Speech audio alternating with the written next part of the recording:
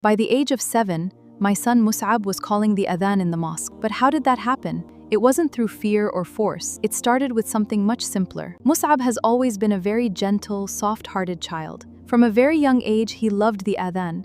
Whenever he heard it, he would get excited and start imitating the mu'adhin at home. His father played a big part in nurturing that love. Whenever he went to the mosque, he would take Mus'ab with him. And slowly, the mosque became somewhere Mus'ab genuinely loved being.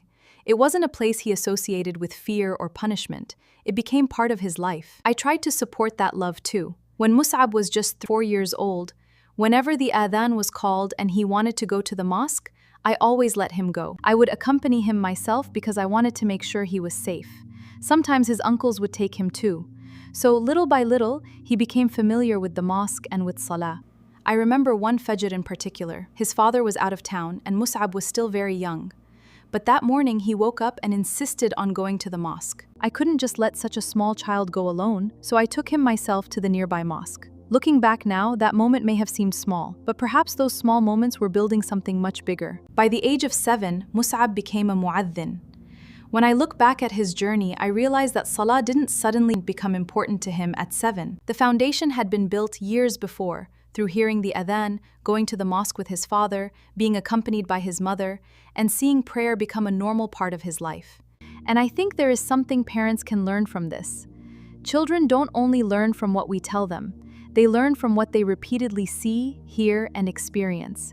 Instead of making salah something they only associate with correction or pressure, we can invite them into it. Take them with you when it is safe. Let them hear the adhan. Let them see you pray. Encourage them gently. Celebrate the small steps, because sometimes what looks like a small habit today can become a lifelong love tomorrow. And if your child isn't there yet, please don't lose hope. Don't compare your child's journey with another child's. Every child is different. Your responsibility is to nurture, teach, encourage, and make dua. You may not see the fruit immediately, but keep planting. Keep inviting them to salah. Keep showing them its beauty, and trust Allah with what you cannot control. Mus'ab's journey has been a reminder to me that Allah can place the love of salah in a child's heart. And it reminds me of a beautiful dua that Ibrahim alayhi salam made. رَبِّ جَعْنِي مُقِيمَ الصَّلَاةِ وَمِن ذُرِّيَّتِي رَبَّنَا وَتَقَبَّلْ دُعَاء. My Lord, make me an establisher of prayer, and from my descendants, our Lord, and accept my supplication. Quran 14 verse 40.